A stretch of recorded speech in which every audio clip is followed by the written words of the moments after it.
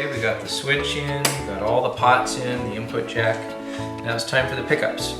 And the wires are going through the pickup, or the bridge pickup cavity. So now we're going to take the neck pickup and put it into the guitar here. And we'll come out the neck hole. I'm going to connect the ground wires now.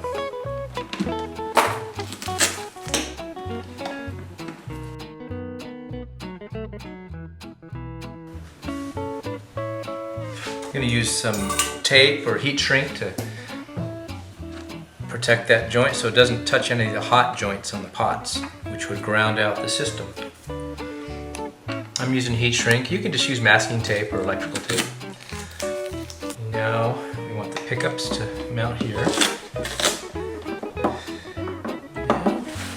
Now, notice we have the shims that we supply with the DeArmond style mount. And we're going to use those to support the pickups. There we go.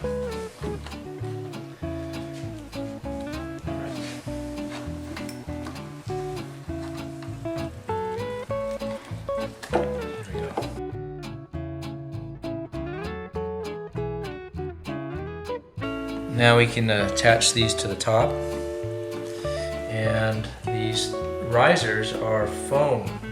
They're compressible, so you can adjust or tip the pickup so they're parallel to the guitar string. And now I'm mounting the pickups into the guitar with the foam risers, and I'm just going to kind of get them in there basically to the top, and eventually I'll fine tune them because you can tip them so they run parallel with your strings. You don't want anything tipped too far. There you go. Okay, we want to test it. We got it plugged in. All the volumes and the tone are up on 10. Choose the bridge pickup and tap on the poles. That's the bridge volume. Here's the master volume. Master tone. Neck pickup works. Master tone. Okay, everything works great.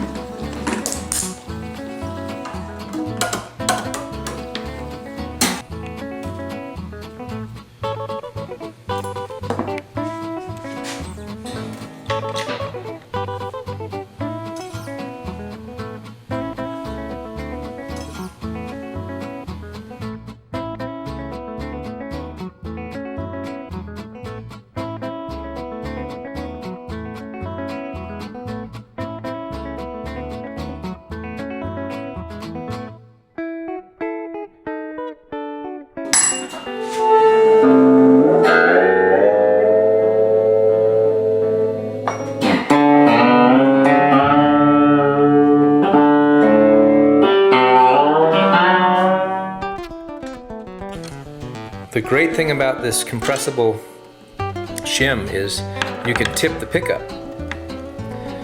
We want it parallel to the string, so you can adjust the pickup right under the string how you want it.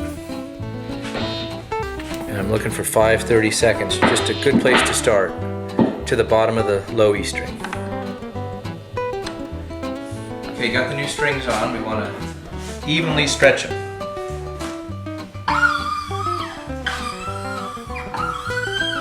If you were just to pull in one spot, that would create a small little hump and the string wouldn't play in tune very well. So you want to pull the whole length if possible, as far as you can.